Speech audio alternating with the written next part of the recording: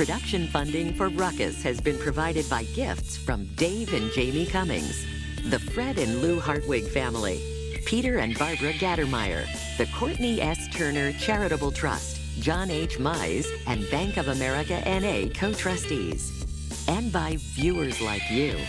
Thank you. Welcome to Ruckus, our weekly food for thought fight over the news of the day and the trends of the times.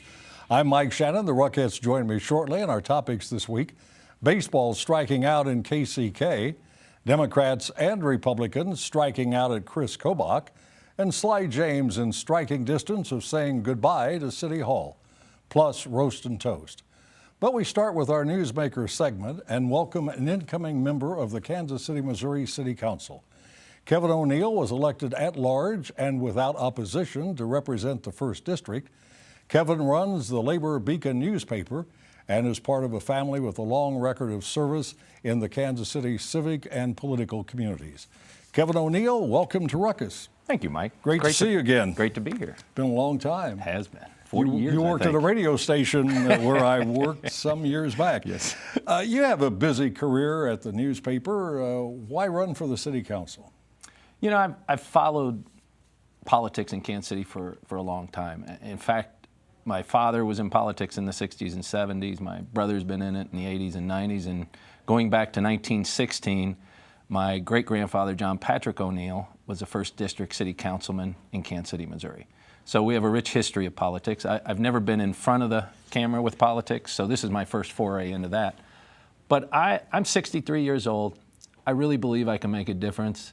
I'm never going to be the smartest guy in the room, but I feel like I can make decisions and I'm logical. Are you going to continue to run the newspaper?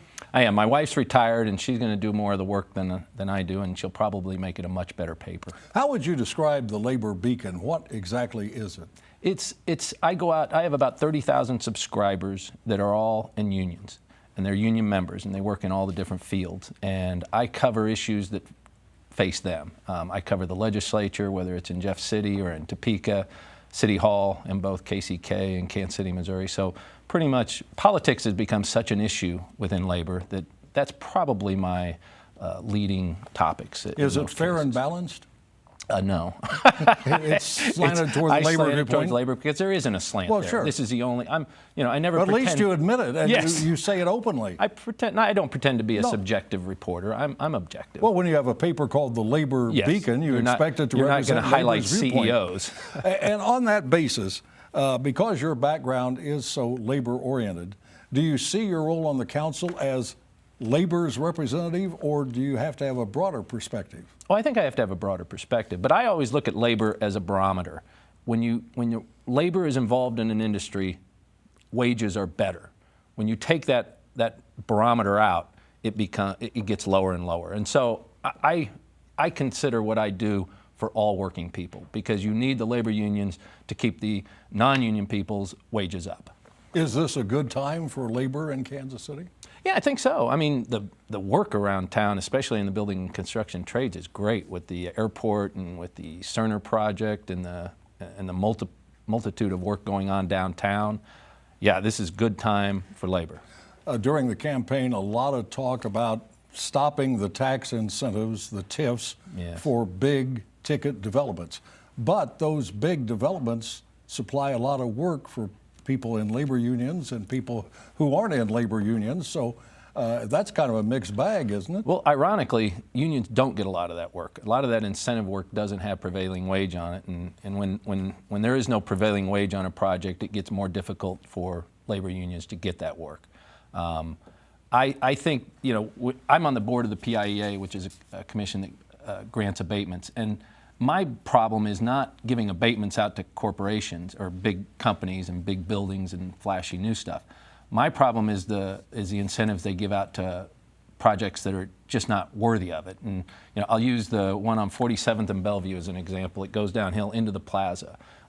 That, to me, is not worthy of a tax incentive because it's right near the plaza. I think geography is something that we have to look at more importantly, as well as what the definition of blight is. KCI is in your district, is it not? No, it is in the 2nd district, but I'm at large. Okay, so. The 1st district is what, the East Bottoms and the eastern part of Northlands? Clay County, pretty much bordered by I-35 going up north and North Oak going up north. And what are people concerned about? What did you hear? I know you didn't have to run against anybody, Right. but I'm sure you talked to voters during the campaign. I think during the last 2 years, the biggest issue has been trash. I live up there. They don't pick up our trash on time.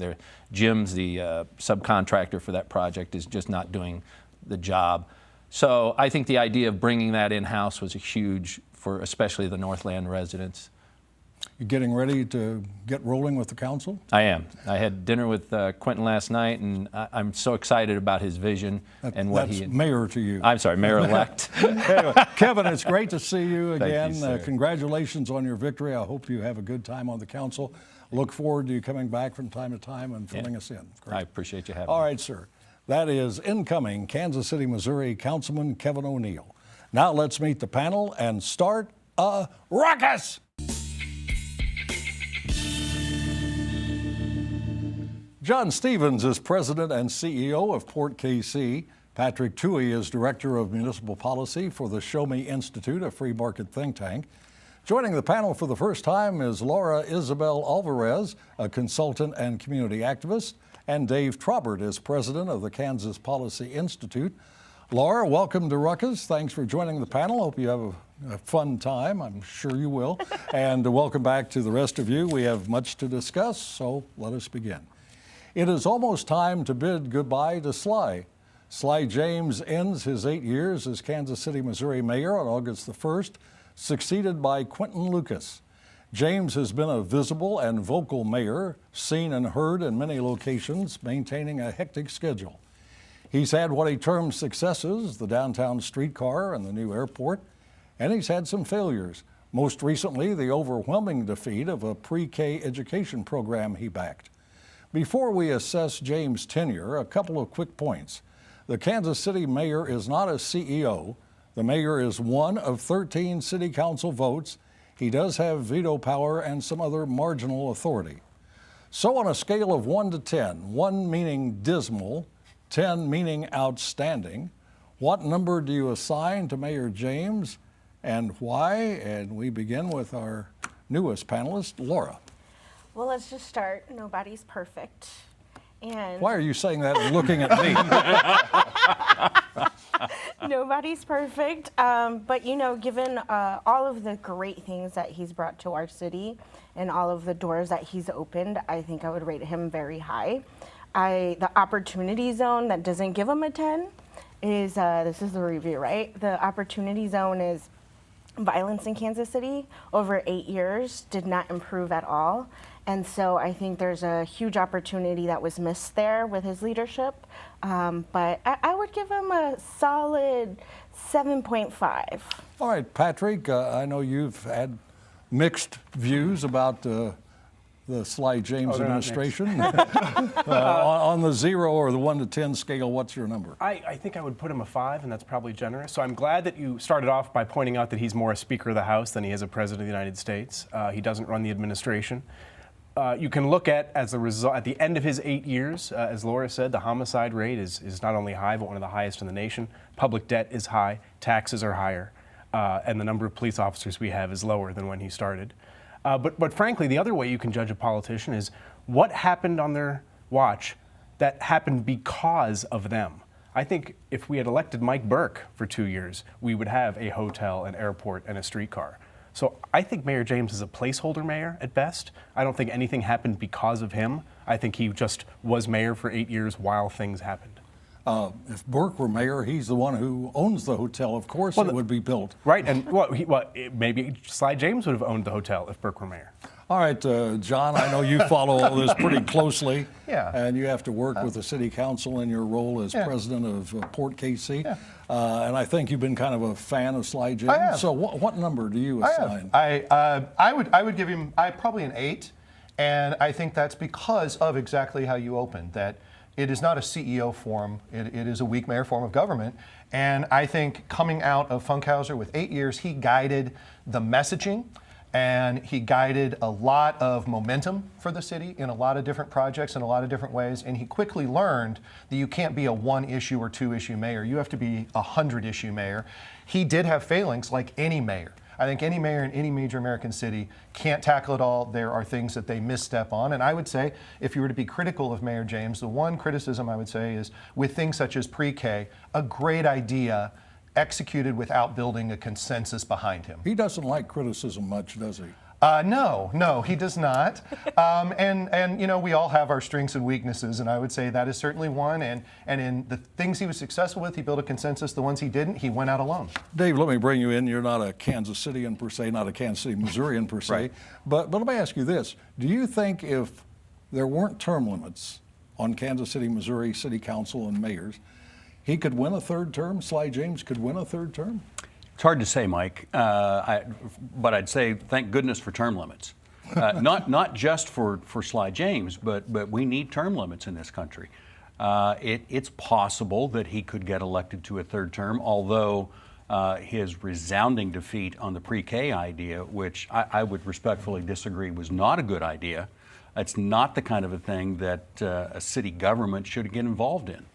But maybe he doesn't. So maybe if based on that, maybe he doesn't get reelected. Let me get you to do the 1 to 10 ranking for Mayor Sly James. What number would you give him? I think I'd agree with Patrick. A kind of a generous 5. Wasn't horrible, but really didn't do anything special that as he said, is a good point. Well, the two of you are known for your generosity.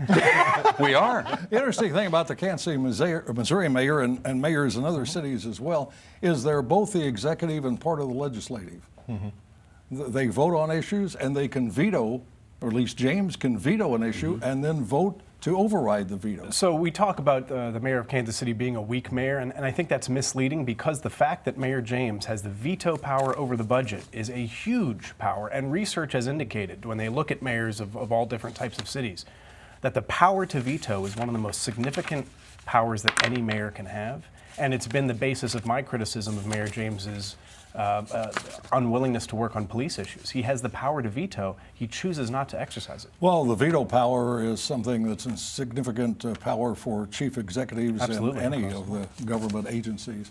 All right, baseball is called America's pastime, but it may well be pastime for the game in Wyandotte County. The county's semi-pro team called the T-Bones is in severe financial difficulty. The team's owner says he's looking to sell and is confident a buyer will keep the team local. Over the 16 years of its existence, the team's financial difficulties have led the unified government to get involved. First, the government bought the stadium from the owner of the team at a cost of $8 million to taxpayers, and later agreed to share utility costs. Apparently, not much sharing took place. As a result, the T-Bones ownership owes the unified government about $365,000, another $400,000 to the Board of Public Utilities. So let's start with some baseball talk. Has the unified government struck out on this deal, Patrick? Absolutely, and they had to know this was coming. Attendance had been down for years, but they, perhaps because government doesn't understand or doesn't have a profit motive, they're not spending their own money, they're spending other people's money, and they fell in love with the idea of having a baseball program there, but it was failing, and it was writing on the wall. And 2 years ago when we talked about this, I said this won't work, and it didn't work. And you should have governments get out of the way of business, but they absolutely shouldn't be subsidized, certainly not baseball, certainly not baseball stadiums. It's an awful idea, and I would hope that the region would learn a lesson from this. Do you think the owner is going to be able to sell the team and the new owner will come in and pay the back taxes and the BPU? No, I have no idea. My fear is that the unified government gets even more involved and decides that they'll take over. If there isn't a private owner who looks at this and says, this is a great idea, I want to invest my own money in it, if that isn't happening... If somebody wants to do it for fun, it doesn't care about profit or loss, just wants to do it, then it would be a great deal. It could be a great deal. I don't know how much fun a loss year over year is. Depends on the loss and who's...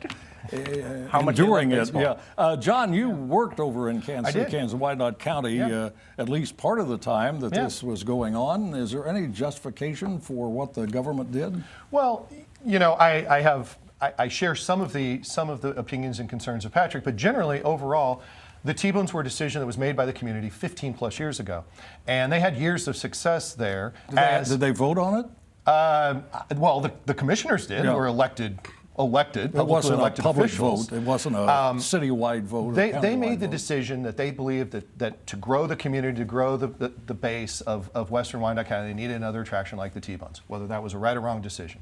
The challenge comes in, to me, is when you have a minor league team, particularly an unaffiliated minor league team, those are really tenuous type teams as far as profitability, profit loss, and anything. And in most other communities that have determined that they want a team like that for whatever reason, those are usually fully just owned stadiums. They're community stadiums that are used for many other purposes, and the team plays in them.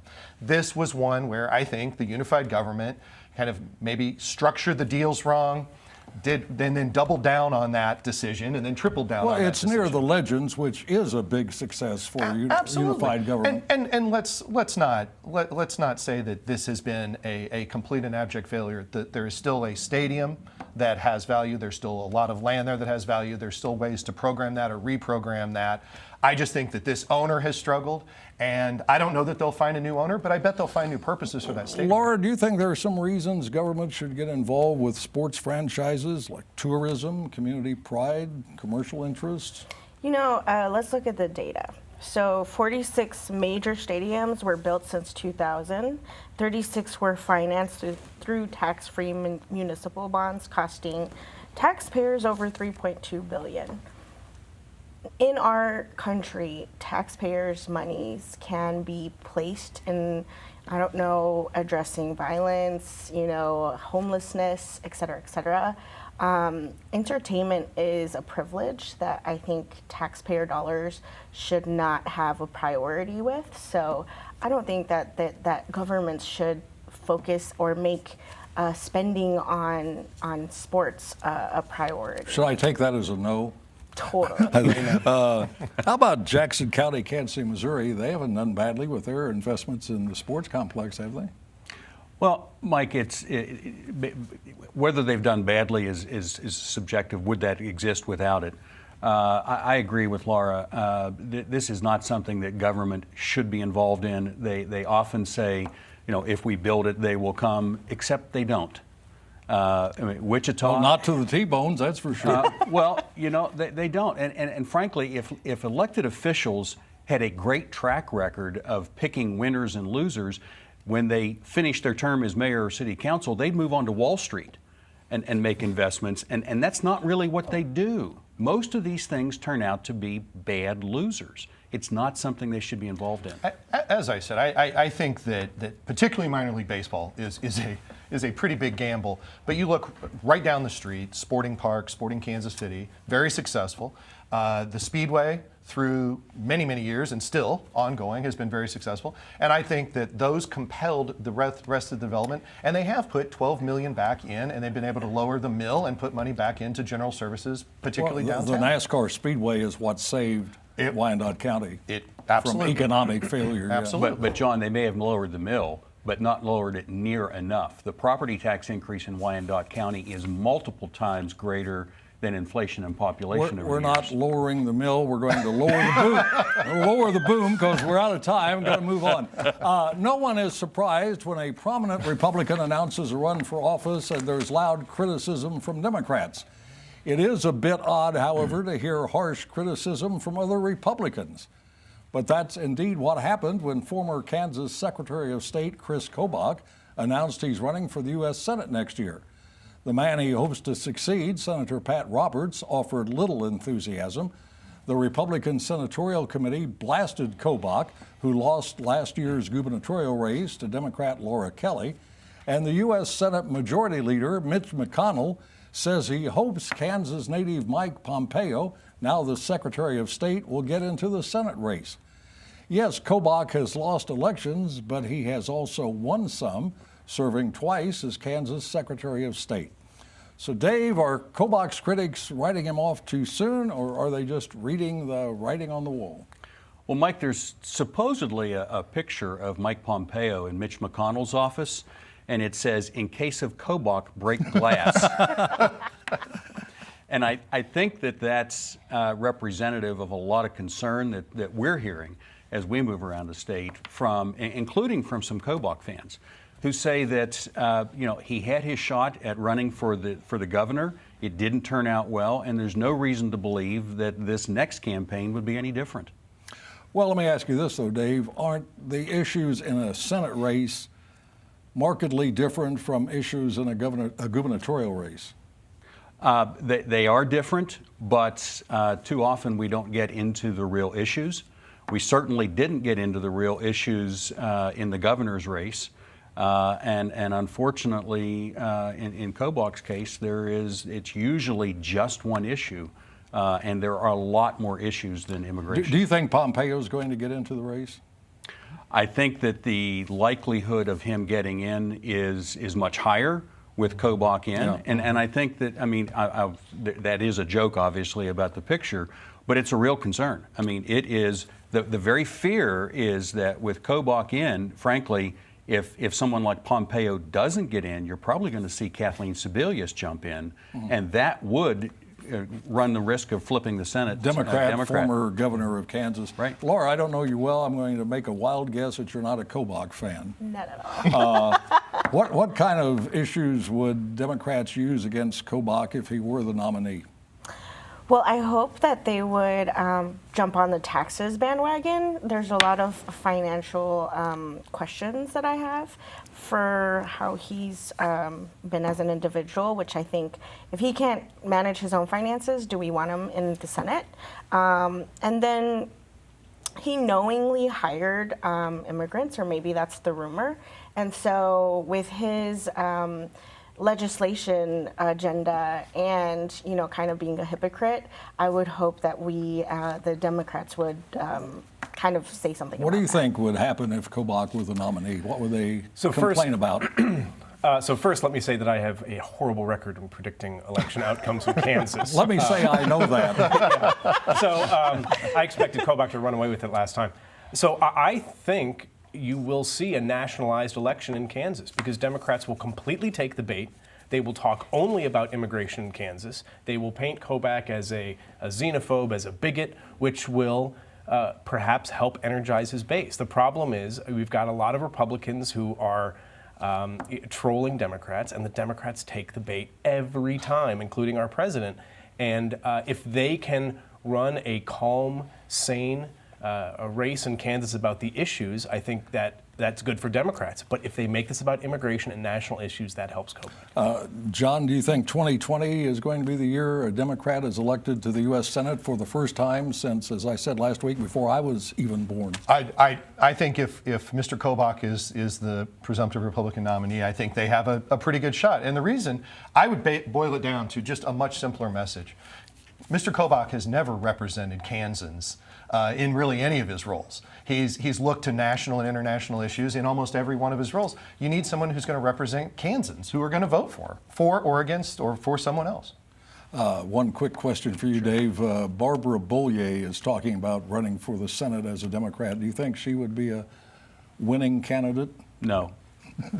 No, but because she has huge name recognition issues. Senator Bollier has her own identity crisis. She was a Republican for so many years, voted like a Democrat. No. All right, time now to go to the soapbox and have roast and toast, where the Ruckettes have 30 seconds each to obliterate, vacillate, or hyperventilate. Up first is John. I want to give an incredibly obvious, one of the easiest toasts I've given to the thousands of American men and women who made, 50 years ago, July 20th, made the Apollo 11 mission possible. Neil Armstrong and Buzz Aldrin were the ones to land on the surface of the moon, but 600 million people watched it, and it inspired generations of Americans to look to the stars, to look to science, to look to math, and to think towards a positive future. Laura. I'm going to toast all the outgoing city council people. They did a phenomenal job while they were there, in my opinion, so cheers. Dave? I'm sorry, Patrick. A roast to the city council for their vote to give a $350,000 bailout to a Sunfresh grocery store that was built with millions in taxpayer money, pays only $10 a year in rent, and still cannot pay its bills. The people of the East Side have sent a clear message. They do not care enough for this store to shop there in sufficient numbers. Propping up Sunfresh is not only a waste of money, but it endangers the success of other nearby grocery stores, such as Leon's Thriftway, that are serving the needs of customers. All right, Dave. I'll give you fair warning. This is an honest-to-goodness toast to the Kansas City Star. I know. The Star hired an honest-to-goodness conservative on their editorial board. Michael Ryan is a breath of fresh air, and Tony Berg, publisher of the Star, if you're listening, please put those editorials outside the paywall so conservatives can actually find them. And finally, I'm an animal lover, but no fan of PETA, People for the Ethical Treatment of Animals.